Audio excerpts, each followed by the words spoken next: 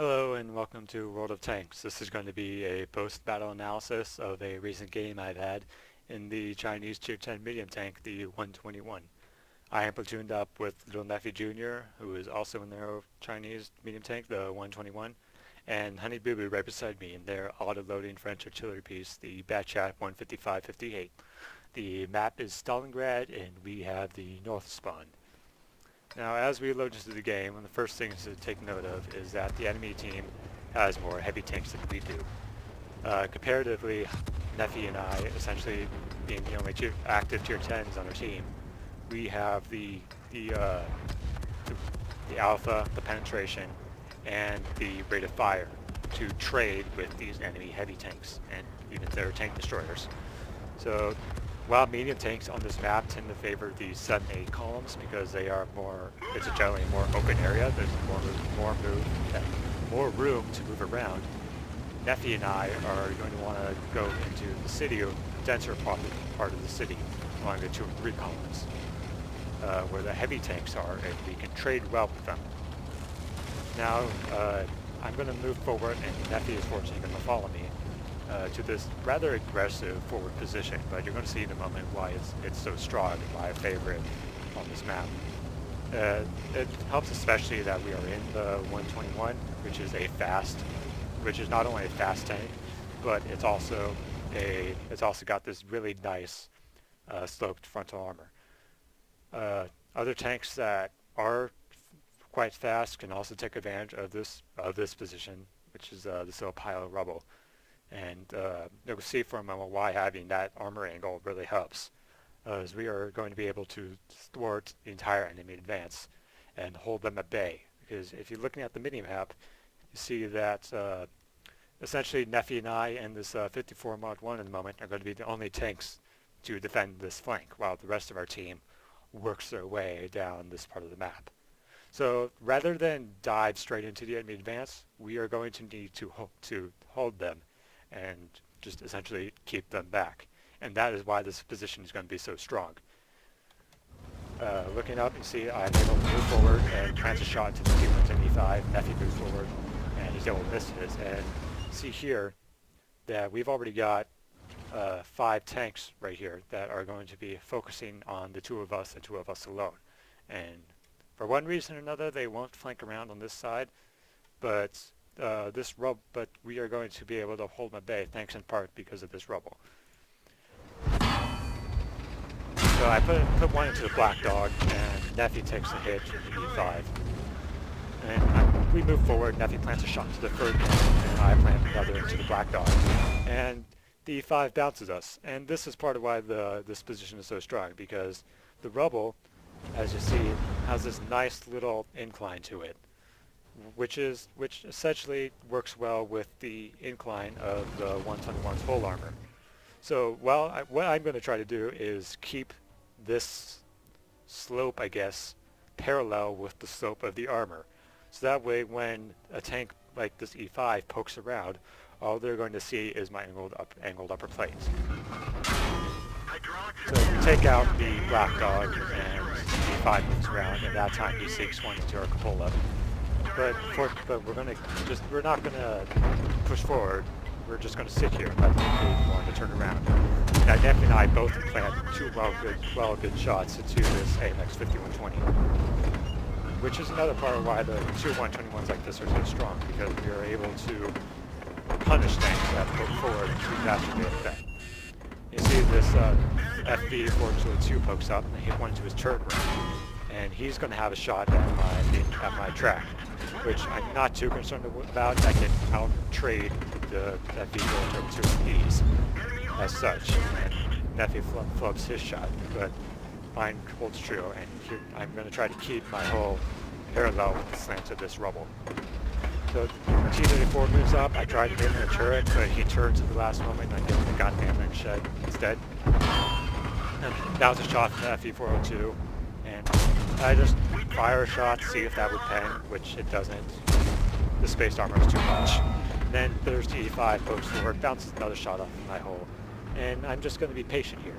I'm going to wait to see anything pokes around and understand what they do. E5 hits a shot into my tracks, outside tracks, not the inside. And this Ferdinand's going to push up, but decides to take out the T-34 because he has a turret and would be more dangerous.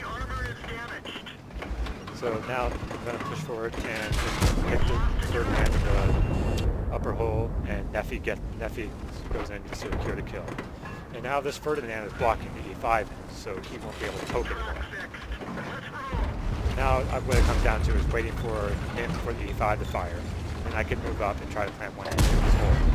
Unfortunately, that one bounces and hits him with the track, and then Neffy fires and doesn't save the damage to FE402. So now I'm going to load high explosive and shoot the FE402 over to next time to get, which doesn't seem to be able to come because the E5 just died, and our 54 mod 1 is moving up. So I'm going to push up to the support lane, but he's going to get the kill on FE4202.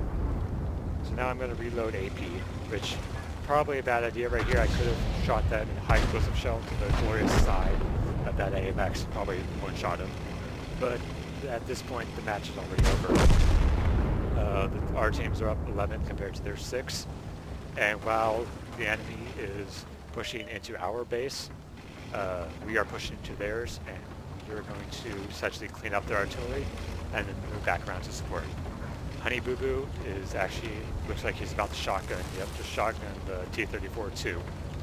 And so there's essentially only that WZ-120 to contest with, and the 120 appears to be backing off.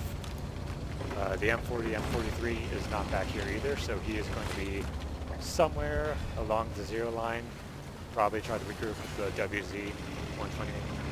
Honey Boo Boo is going to push forward and see if he can shotgun the WZ, I guess. But map is already over.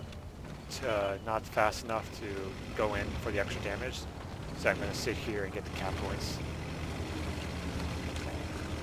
And this game is essentially over.